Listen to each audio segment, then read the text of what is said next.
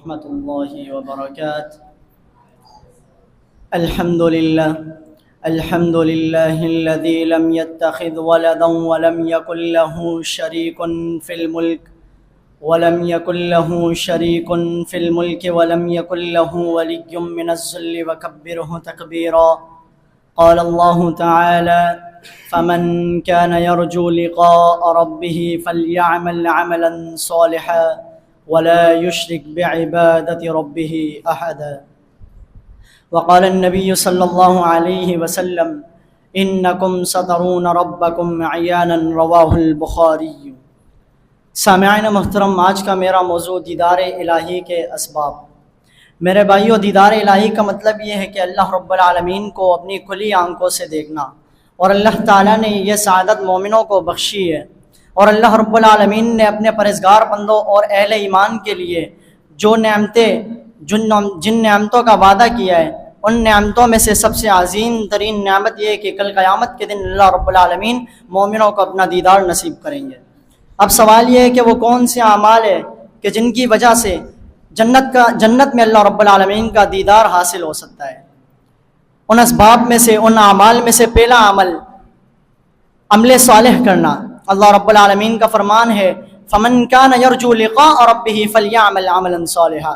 جو شخص اللہ رب العالمین سے ملنے کی امید رکھتا ہے، اسے چاہیے کہ وہ نیک صالح اعمال کرے اور اپنے رب کے ساتھ کسی کو شریک نہ کرے. اس آیت سے معلوم ہوتا ہے کہ عمل صالح کرنے سے اللہ رب العالمین اپنا دیدار کراتے ہیں. اسی طرح عبداللہ بن مبارک رحمۃ اللہ علیہ فرماتے ہیں کہ من اراد النظر الى وجه خالقه فليعمل عملا صالحا ولا يخبر به احدا. کہ جو شخص اپنے خالق کا چہرہ چاہتا ہے تو اسے چاہیے کہ وہ عمل صالح کرے اور اس کے بارے میں کسی کو خبر بھی نہ دے. ان اسباب میں سے دوسرا سبب، دیدار الہی کے اسباب میں سے دوسرا سبب نماز فجر اور عصر کی پابندی کرنا. جریر بن عبداللہ رضی اللہ عنہ فرماتے ہیں کہ ہم نبی صلی اللہ علیہ وسلم کے ساتھ عوام کی خدمت میں حاضر تھے کہ اللہ کے رسول نے چاند کی طرف نظر اٹھائی اور فرمایا کہ تم اللہ رب العالمین کو اس طرح پاؤ گے، اس طرح دیکھو گے جس طرح تم اس چاند کو دیکھ رہے ہو.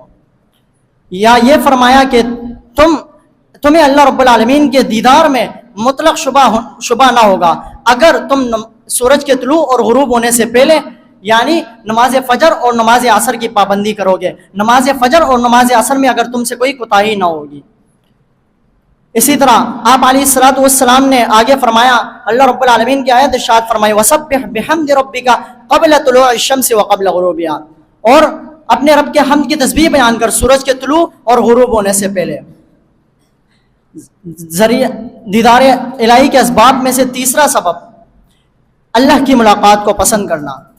جو شخص اللہ رب العالمین سے ملنے کو پسند کرتا ہے، اللہ رب العالمین، سیدنا عبادہ بن صامت کہتے ہیں کہ رسول اکرم صلی اللہ علیہ وسلم نے فرمایا، صحیح بخاری کی روایت ہے: من احب لقاء اللہ احب اللہ لقاءہ ومن کرہ لقاء اللہ کرہ اللہ لقاءہ. جو شخص اللہ رب العالمین سے ملنے کو پسند کرتا ہے، اللہ رب العالمین بھی اس شخص سے ملنے کو پسند کرتا ہے، اور جو اللہ رب العالمین سے ملنے کو پسند نہیں کرتا، اللہ بھی اس سے ملنے کو پسند نہیں کرتا. دیدار الہی کے اسباب میں سے چوتھا اور آخری سبب اسلام پر موت. دیدار الہی کا ایک سبب یہ ہے کہ ایک انسان اسلام پر اپنی زندگی گزارے، اسلام کی پیروی کرتے ہوئے دنیا سے رخصت ہو جائے، کیونکہ کافر انسان کو دیدار الہی نصیب نہیں ہوگا.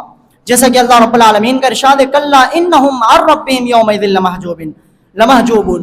ہرگز نہیں، یقیناً یہی وہ لوگ ہیں جو کل قیامت کے دن اپنے رب سے دیدار سے محروم رہیں گے، اپنے رب کے دیدار سے محروم رہیں گے. یعنی کافر کے کفر اور اس کے معاصی کی ایک سزا یہ ملے گی کہ اسے رب کا دیدار حاصل نہیں ہوگا. آگے ایک اور ارشاد فرمایا اللہ رب العالمین نے: وجوہ یومئذ ناظرہ الی ربہا ناظرہ. اس دن کچھ چہرے تر و تازہ اور بارونق ہوں گے. معلوم ہوتا ہے کہ دیدار الہی صرف مومن شخص کو حاصل ہوگی، اور جس کی وجہ سے ان کے چہرے تر و تازہ اور بارونق ہوں گے. اللہ رب العالمین سے دعا ہے کہ وہ باری تعالیٰ ہمیں بھی اپنا دیدار نصیب کرے.